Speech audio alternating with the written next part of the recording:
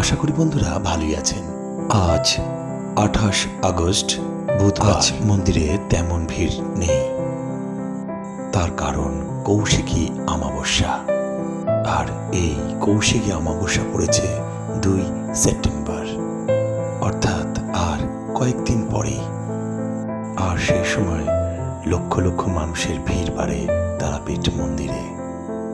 আর হয়তো ভক্তগণ সেই কারণেই চাইছে আর কয়েকদিন পরই তারামায়ের মন্দির এবং তারামাকে দর্শন করতে যাব। কথিত আছে কৌশিক অমাবস্যায় ব্রহ্মময়ী আনন্দময়ী তারামায়ের কাছে ভক্তগণ কিছু চাইলে মা তাকে নিরাশ করেন না। আর এই আশায় বুক বেঁধে লক্ষাধিক ভক্তের আগমন হয় এই মন্দিরে। চাইলে আপনিও আসতে পারেন। জয় মা তারা।